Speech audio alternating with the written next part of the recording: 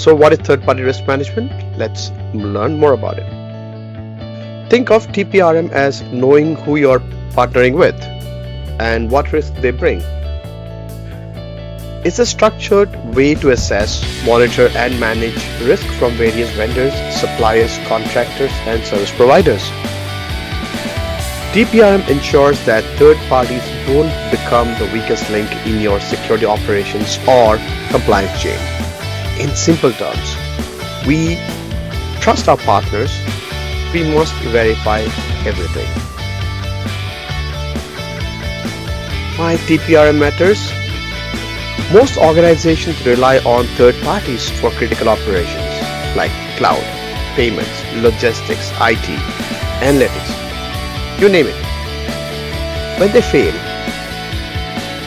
we feel the impact. Outages, data breaches, fines, customer dissatisfactions are some of the outcomes.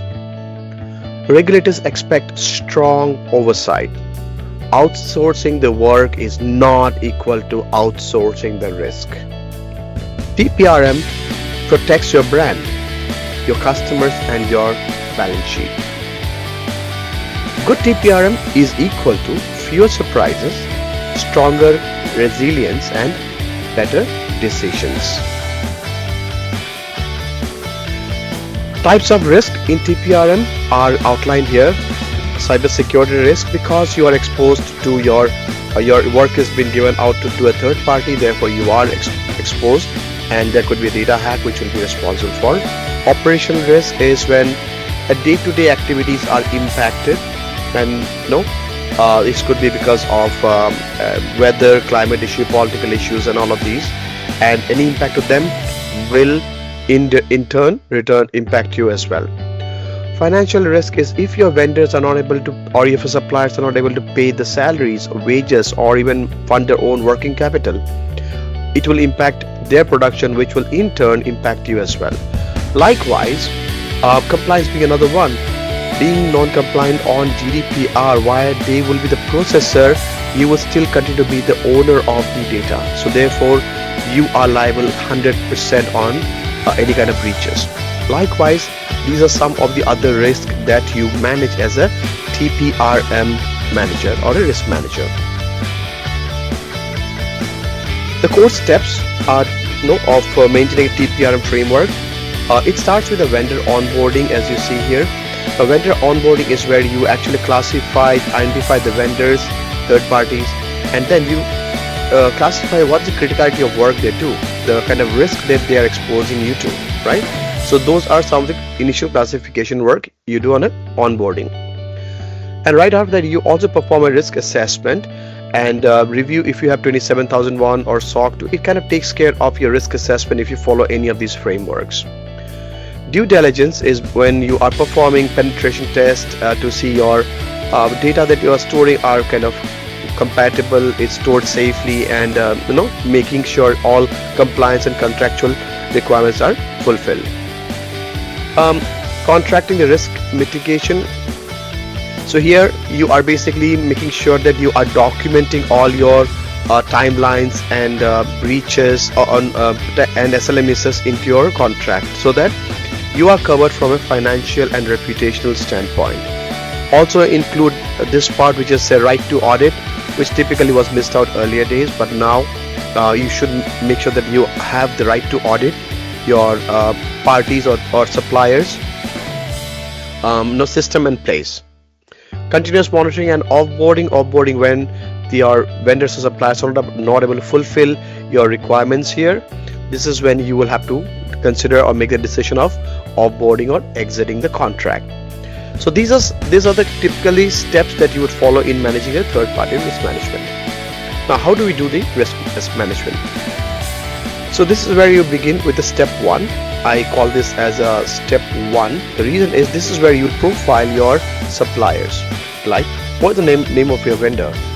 What kind of service you provide? Make sure that you detail it out here. Business owner, type of data that will be handled by these guys, the vendors, PII, PHI, or financial, or what? And how are you doing that? Through the technology platform, using API, and so on.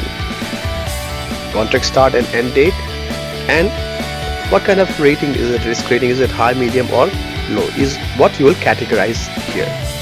Once you're done with that, you will then be doing a risk assessment of that vendor from information security point of view, from privacy, financial risk, and all of these risk domains. Now, from information security point of view, you would ask the question, does the vendor handle sensitive data? And you mark them as 4. 4 is highest, given in the scale of 1 to 5, 5 being the highest. This is really high, right? And what kind of data is this guy handling? So PII is shared with the customer, right? Like this, you will be performing a risk assessment on each of these domains. Now, this is your step 2, is what you perform here. Now, next we do a control validation. Okay, so in step 3, we do a control validation to see what kind of controls do we have really. We have security certifications, and security certifications evidences would be 27001, SOC 2 type 2, and what is the how strong are the controls? They are very strong, right? Likewise, you got here as multi-technical controls. What kind of technical controls you have? Encryptions, multi-factor authentication, and they're very strong in the presence. So this is how your risk assessment typically gets done, and it can be much more in depth given the kind of company that you're operating. Right after you're done with this, you have to understand that management or senior leadership will not have access or view to the kind of third-party risk assessment you are doing and what is the risk exposure. So they require something like a dashboard. They need to understand that there will be a key risk indicator. So you've got to have an inventory of all the key risk in your organization, and you put them in the key risk indicators. Now, when you have key risk indicators, you identify the percentage of critical vendors assessed annually. It is greater than or equal 95% is a threshold. That is a target that you've set. Whereas currently you are at 88%. That means you are not meeting it. You are in red. Likewise, you find all the other parameters are given here, and you are scored against each of the parameters against the threshold that is signed up here. Now, this is indication for your management to know what is the health of your business from third-party point of view. This also can be used to create a heat map, which also is very informative from a management side. You could put all of these in one slider and present it to them.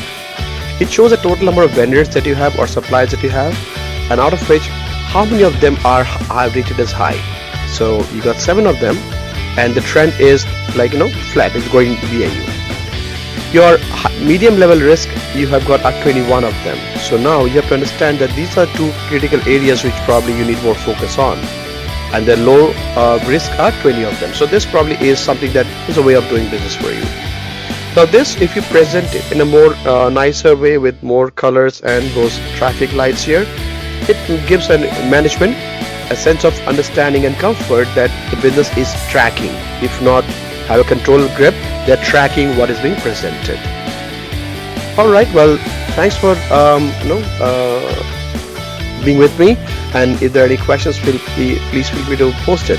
And well, thanks for watching.